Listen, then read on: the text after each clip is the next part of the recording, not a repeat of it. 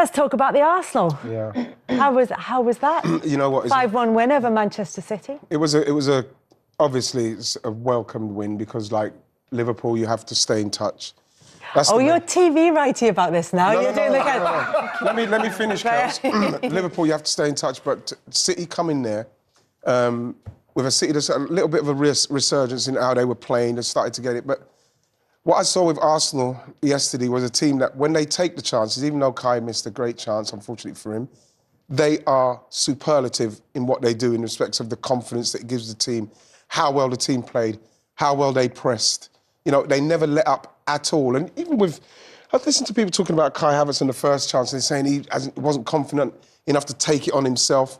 He squared it to Martin. I've seen him so many occasions where a player goes through, because they're in low form, low esteem, and what they're doing, Kaz and Darren, they take a shot what they shouldn't, and you think, easy, I square it to him, we go 1-0 up, we get into the game, everybody gets the confidence, and I might get one later. And that's what happened. But what I saw was Arsenal take chances and did not give them a sniff, didn't give them a chance, apart from the one the goal that they scored, which is a great movement from him. But in the main, with everything what happened there, obviously, Miles Lewis-Skelly and you know, Yvonne Yeri coming on to 17-year-old and 18-year-old thrown in at this end of what's going on with Arsenal, and then the team playing like that against a proper team in City, and what, you know, that's the second time that's happened to Pep, right? He's in 5. It was magnificent. It was brilliant. The stadium was unbelievably rocking last night. It was brilliant. Do you think it's a significant win in terms of the title race? No, I still think it's Liverpool's. I really do. But I mean, it's still, the hunt is going on, maybe with other competitions that they might be focused on, but Arsenal have the same situation. Maybe they might drop points here and there, but I think you're looking at Liverpool, you look at the squad depth, you know, it's in their hands. From my opinion, it's theirs to lose. But Arsenal have to do what they have to do, keep everything in control as much as they can and keep putting the pressure on. But ultimately, it's for Liverpool to drop. But, you know, if you're in Arsenal's camp, you're like, these are the standards we want. We want to go and beat into the end. If anything else happens, great. But they're also in the competitions as well. And I think they've got a great chance in the other competitions. Champions League, I think they've got a great chance because of how they defend. So, look, it's like I said, for me, Liverpool are the team to beat, but you just got to stay in the hunt. Absolutely. Well, what do you think that game told us about Arsenal's title chances, Darren? I think they're still in it. I still think, personally, I don't know if you can call anything in January or February. I think you get to April, Easter, so Alex used to always say, and then you can start to think about who's in it or not. But what it spoke to was their determination, their character, because it could have been easy after all the setbacks they've had. An old Arsenal would have given up, but this Arsenal is really, really strong. What was quite key about the goals, it's the first time that Guardiola in Premier League history, well, since he's been in the Premier League, has conceded 5 goals from open play. And it was the quality of those goals. I don't think it takes away the need for a number 9, but I do think that it speaks to the fact that there are players in the Arsenal team who can take responsibility, and the way they did it was fantastic. Yeah, and it puts Arsenal, as you say, in pole position to capitalise on anything that may come their way. Yeah. Look, you mentioned Miles Lewis-Skelly there. He's been getting rave reviews for his performances, but then there's the history with Haaland, isn't there, from the last fixture, where Haaland at the end of it saying, in effect, who are you? And told him to stay humble. And there was all that kind of... He told our manager to stay humble. Told the manager to stay humble, but told Miles Lewis-Skelly, asked Miles Lewis-Skelly who he was at the end. So when he scored, he did the Haaland celebration. I love it. Ill-advised or understandable? No. I think that for me, you know, in his moment, that's what he wants to do in the so-called rivalry that we've got with City, which I don't believe we're rivals with City. City are way ahead of us in respect to what we're doing, but because we've kind of caught them up and we're trying to chase them down, I think they're more rivals with Liverpool. Now that all of a sudden it's a rivalry, it's not a rivalry, it's going to build into a rivalry. And these things are what help build a rivalry. Like what Erling Haaland said to him, what Erling Haaland said to our manager, is something that's in that dressing room. It's in there and it's part of what's going on. It's part, you know what, it's good to see players a little bit more free to feel like they can do something like that. He now, like I said, Kels, he's going to have to deal with what comes with, you can give it, so then now, that's what he's got to deal with. Yeah, I can take that, give it to me. Because when I get my chance, I'm going to give it. This is all started by City. So now Arsenal are reacting with this. They've got a song as well. I'm seeing now. So When you not on here, you're not singing it. Yeah. they've got a song. Oh, do you understand what I'm saying, Kels? But Karen, you've been a young player coming in and playing against established players who've won, trophies, major trophies in the game as Erling Haaland has. What's your take on it? On the kind of I was more like Miles. I was quiet, like didn't speak off the pitch, but I would have give it as well. But you got to back it up. That's the thing. And so I definitely had people that say to me, like, who are you? And like, look at me, I'm like skinny and little and whatever. And I'm like, okay, no problem. And I would have give it, I was cocky. But you need that element, you need that. And maybe as you get older, you don't necessarily need to do that. But I love that. He did it against Spurs. I love that we are seeing a personality, we're seeing a character in him. Yeah. I love that about him, Miles. So I think as long as he continues to back it up, he's got the quality. Gabriel, it's different, isn't it? Where he's kind of a more Premier League player, and he's shown in the Premier League winners' That is what it's about, because, like I say, that's what that's what you do. You give people stick. I remember of losers' medals. It drove me on. It's the thing what you do. It gets you going. But what I would say with Erling Haaland, and I was hearing people saying it's disrespectful because he's that, but you have to give respect to earn respect. And I think that what Erling Haaland done is open himself up to, if you can speak like that to an 18-year-old who's making his debut, he's just coming in, and you can speak to me, then why should I show you any respect? Yeah. It's kind of like that's how it should be. And so when they play, let it rain, man. For us in the media, it's sensational. We love it. We love the subplots. We love the beef. We love the beef. Honestly, we love the beef. But, and like you said, if you bring it, you have to back it. That's all it is. That's all everyone's watching everywhere. They will be saying the same thing, whether you're an Arsenal fan and you're happy about what happened, whether you're a City fan and you're happy with what Guardiola said afterwards, because you're thinking, you wait until we meet you next time. Yeah. Whether it's in the Champions League. I tell you what, if this had been the 80s or the 90s or even earlier, that would have been a very much, we'll see you next time on the pitch. It could have been pretty brutal, but it's not where we are at this stage. So Miles Lewis-Skelly gets the goal, he gets the chance to kind of have his say back, if you like, to Erling Haaland, and we'll see where that takes them towards the end of the season. You enjoyed it, and I tell you what, the Arsenal fans enjoyed seeing you at the Emirates, didn't they? You got a big send-off at the end of the coverage. I know, it was really nice. You know what's good is because you don't get to see them often. You know what I mean? I don't really do too many outside broadcasts and that, so it's only once in a while. So just to see them, and it's nice. Did they ask you for the photo, or did you ask them? I was asking them for photos, but you know what happens? You go across. This is what happens. You go across and you see a little, and then it just comes down, and then you just feel it. It makes you feel. It's nice. Yeah. It's nice, you know what I mean? They know how much I love them. You lost your hat there. I nearly did. He's tried to take it. He tried to take it. It's nice to celebrate with people that want to celebrate with you. It's a really nice. It's a nice moment. That's what it's about. We went through a lot together, me and those fans, especially the away fans. You know, so to still get the love, it's always nice. But it's just nice that they're backing the team how we want the team backed now, because it can go very toxic very quickly. Do you know what? It could have been even better for Arsenal, because for Liverpool, this was meant to be a game that was a bit of a tricky fixture for them. This could have been a bump in the road against Bournemouth. And while it wasn't a classic... The music's still playing. And why not? Because when you get a result like this against a team like that, you have to soak it up and enjoy it, right? Yeah, it's very much what the stadium needed in respect of where Arsenal are going and how we're playing. The narrative kind of goes a little bit from feast to famine all the time, and you're looking at the team and what they're trying to do, and they're constantly trying to get better with everything that's gone against them.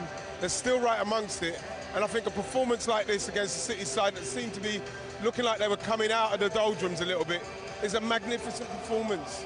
It's a fantastic performance. What does that do for Arsenal's self-belief now, in terms of the timing of this, having seen Liverpool go 9 clear, not just to beat City, but the manner in which they did it, Michael? Well, exactly. All of a sudden you look at it, don't you, and think, right, well, Arsenal have still got to play Liverpool. Liverpool have still got to play some tough games. Away in the Merseyside derby, next is not going to be easy. There's only 6 points between them now. All of a sudden you just think, could they? They're in some form. Going into this game, they were in brilliant form. And that performance was as good as it gets. imagine what the feeling is amongst the club. Not just the first team, not just the fans. Imagine the academy. There's a 17-year-old kid curling a ball into the far corner. There's a left-back that's just played one of the best games I've seen from a left-back all season, who's only 18. Who's a midfielder? I mean, and he's scoring with his right foot. I mean, the whole club will be absolutely bouncing after a day like that, and they've just got to keep that momentum going forward. Listen And to all the imagine fans playing to the talking about crowd Wrighty when as well. the Ian Wright fan club's watching us as well. No, it's not the fan club. This is what it's about. It means everything to us in what's going on with our manager. Our manager gets a lot of stick. He's trying to build a team that can challenge these teams like City, like Liverpool. We've seen what Liverpool are doing. And all you've got to do is put in performances like this. So as then Liverpool know, if they do slip up, Arsenal are ready to take advantage. That's what we need to do.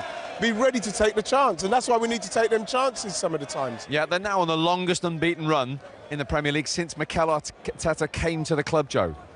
Yeah, excellent performance today and an unbeaten run, but ultimately they're just trying to put pressure on the top. Today's a great moment. I'm sure they'll take a lot of momentum from it. But Liverpool, I think it will just be hurting Arsenal, the fact that they've chased City down now. That was who they've had in their sights this whole time. It's who they've had their eyes on. They've turned them over here. They look like they had their number. They had the belief to beat them. But then to just have Liverpool, I know, look, we're saying Liverpool have done nothing wrong. They've done absolutely nothing wrong. They've put in a great performance yesterday at Bournemouth. They keep taking care of business. But Arsenal can feel good today, and I'm sure they will. That's the heartbreaking thing. He's playing to the crowd. Oh, he now. loves it. No, Doesn't he? Let him sing to the crowd and we'll keep talking. We'll carry on our conversation, right? You go and talk to your people. The heartbreaking thing for Arsenal is they must have started this season and think, come on, we've got Manchester City in our eyes. If we can beat them, we're going to do it. And the heartbreaking thing, as I say, is they're absolutely ahead of City. They keep breaking boundaries, but they need to break the number one boundary. That's the most important thing. Exactly. But in terms of belief, in terms of an injection in confidence, if they needed it, that they can compete with the very best and do it, as I say, in that manner today, what does that say? Yeah, we're talking about a City side that's kind of like coming out of a little bit of a poor spell, trying to get themselves going. We've made a couple of signings, you know. They're trying to gel it all together at the minute, and I thought that obviously Chelsea, if they won today as well, you start thinking, okay, we're starting to see some stabilising, but that result will it's made us all like, where's that come from? But like, you have to say, the way Arsenal continue to play, to put the pressure on, they kept the pressure on City at the back, on Phil Foden, giving the ball away, kept the pressure on them, didn't give no chances to Erling Haaland, even though he scored, and they kept it tight. It felt very tight. It felt like they had to earn every single thing what they tried to get today, City, and then we took chances. Win games. I just want to put this into context today. That is only the second time that a Pep Guardiola side has conceded 5 goals in any competition in his managerial career. Yeah. That's what Arsenal have done today. Yeah, well, Steve, I agree with that, and it is a big moment, but City they've took some big results this season, 4 at home to Tottenham. Yeah. This is not City who are cruising high at the top of the league. This is a City that a few teams have felt it. You know, I was away at Brentford. They never laid down at 2-0. People aren't scared of Manchester City at the moment. But this is an Arsenal side, Joe, where people were saying, and we were talking right at the top of our show today, can they score goals? Can they finish the chances? Can they beat Manchester City playing like this? I agree, and full credit to Arsenal today. And the thing that really struck me, like I say, wasn't the 2-1, wasn't turning it around after 2-1. A deflected goal can happen. Partey is a bit of a hopeful shot, hit Stones' back. It was the fact they wanted 3. Then they didn't want to just sit on 3, they wanted 4. And at the end, they're having a party and they're scoring the 5th. That was the most impressive thing for me. So they really grew from this game. Yeah, City didn't have a shot since the equaliser. No. As Wrighty said, they beat them in all areas, really. They didn't look like landing a glove on Arsenal today, right from minute 1. I was so impressed with Arsenal. And yeah, if they keep playing like that, what impressed you the most? What impressed you the most? Because we were so close to the action here. I mean, the speed of the play and the strength and the pressing. But what impressed you the most, or perhaps surprised you the most today about Arsenal? Yeah, I think their attitude and their belief to it, really. In that, I mentioned before the game, they've only beat 2 teams this season in the top half. You know, you go back over the last few years, they never beat Manchester City. Manchester City always beat them or they draw. Yeah. You know, in the big games, that might just have broken the shackles now. They can take on the champions and absolutely blitz them. And now they shouldn't be scared of anybody that comes to this place, or for that matter, wherever they go in the country. I think they've already, when you're talking about playing here, especially, the crowd's ready to be like they were today. I think that on many occasions we've seen Again, I'm repeating myself a bit, but you need to take those chances for you to get comfortable in the game and give you that energy to keep working at what you're doing. You get that next goal, like Joe was saying, you go for the next one. And then you'll see even teams as good as City, they end up, you demoralise them, and then you just keep finishing them. And that's what we haven't done enough of in this season, particularly, missing a lot of chances. And if we could take them, we could probably do that to most teams in this league. Right, do you think that Kai Havertz goal is a huge message for Arsenal today? The fact that obviously that narrative could have been groaning and moaning, you know, missing that chance at 1-0, going 1-1. But for him, I know it was only a fourth goal, but it was the fourth goal with the attitude and the composure that he took it. It's funny because me and Mike was saying, you know, Mike, obviously the chance that we had when it was 1-1, and it was an easier chance, if we're going to be totally honest. And he missed that. It's like 1-0, that was 1-0. Yeah, it was 1-0. And when it was 3-1, you're in a different headspace. Right. You know, he actually came back, Joe, cut inside someone, and then had to curl it over there. Whereas when he was there, he just needed to get it on target on the left. Yeah. And sometimes it frees your mind up when you've got to go through when you're 3-1 and when you're 1-0 down. You know? That's a really interesting point Joe's making, though. At 3-1, we've seen a lot of managers bring on extra players, make sure, game management, see it out. There was none of that from Arsenal today. The hunger, as he says, was there to go and get more. Smelt blood, didn't they? Sorry to interject. Usually we're very close to it, right? And it wasn't Arteta, you know, with how animated he can be. It was the team. Very good point. The team wanted it. Martin Odegaard, when he pressed, he didn't just run. Yeah. He ran, slinging his arms back like this, saying, "Come with me." Declan Rice and Partey were so tidy today. They will not get a mention, but they were excellent in just backing Odegaard up and freeing him up to really put the pressure on. Yeah, you know, we spoke before the game as well about the goalkeeper situation and that Ederson, you know, you'd possibly lose that ball over the top into Haaland's feet. And that could have played a part. That could have given Arsenal a little bit more impetus to go and press. But I just think that the way they did press on that back four, the way they nicked it twice in the first half, scored the first goal, should have scored the second, and not killed the game off, but should have scored the second, all of a sudden it gave them so much confidence and energised them. And even in that second half, they couldn't pass out at Manchester City. They can always pass out, but they just couldn't. Yeah. No, but the thing is that when you start to see it working, you've got the goals, what you're supposed to get, and then you're looking at a team and you're watching them slowly go into themselves like City. That's what happens. And so then what happens is you just get even more confident. And what's happened in too many occasions, Arsenal have missed the opportunity to get into that situation. They got into it today and really punished them. The other little detail as well, Righty, I feel, is that let's say, playing that ball over, beating the press and playing a longer ball into Erling Haaland, it doesn't necessarily wash against Arsenal. Their centre-halves are so strong, so big, so aggressive. There was one particular moment you turned to me with Saliba, wasn't there? Yeah. I'd hate to play against him. I mean, it was a heavyweight contest, don't get me wrong, but Erling Haaland's, he's not the greatest at holding the ball up. His game is quite rough. Of course, he scores goals, and everybody knows he's one of the best, most lethal strikers in the world. But his general play isn't unbelievable. No. And when you've got that power and that aggression, 2v1 against you, he's got no chance. So even if they miss the midfield and flip it over into his feet, they just bully him out the way. Yeah. And no matter what Manchester City did today, Arsenal had an answer for it. And you know what, as well, what happens with that, it happened to me a lot, is that when they know that sometimes you're a little bit lacking a bit of confidence in that first touch to hold it up to link the play, they come all the way with you. They'll go all the way. So when it goes into Erling, they'll just be right in his back because they believe that it's going to bounce off of him. And a lot of the times it does. And then when you're able to do that, you could get straight back into them. I think also Manchester City, they lost faith on the pitch as well. No one was running off Erling Haaland. No one was running for the flicks. No. On Saliba and Gabriel especially, Gabriel said today, "I'm going to take you. You're coming with me," every single time, and he was up for the battle. And Arsenal were just sending really positive messages throughout the whole game that just threw City off. They were thrown off by them. They looked like a team who'd been told to go out and play football, not a team that has dominated and set new examples of how the Premier League played. It was really impressive. And let's take our way back to 1-0 and the way it came about. Joe hinted at this before the game. Yeah, I mean, this is what we're talking about, the press early on. I think John Stones possibly could have had a couple of different options here to pass elsewhere. He played into a risky, but don't get me wrong, Akanji's first touch was poor, he should have taken it away. But these are the options. If he does it quickly, I think these are the options he's got. As it happens, Arsenal push him into an area that they want. Declan Rice picks up the loose ball after a poor touch from Akanji, and then Havertz plays it across, and the guy that's just joined us taps it, or he's just walked past us, I should say. We're going to talk to him shortly, Yeah, and that's a beautiful pass from Declan there. It was. Yeah. Early, straightforward. But it's because they're all on the front foot, they're all thinking forward. No one's worrying about what's behind them. Gabriel sending the message early there to Erling Haaland. That is how Arsenal are feeling today, and they were up for it. I thought it was an incredible start. What are you buzzing for? No, he's just smiling. I thought he was going to ask me so. He's just smiling. I'm smiling because of your reaction to Gabriel's reaction. Well, you know, the thing is that like me and Joe was saying at half time, it's like that's fine in the game because like they've obviously got something. I know that Gabriel would have probably been thinking about Erling Haaland today and last night, and so the same vice versa. They want to play against each other. They want to do really well against each other, and it's turned into this now.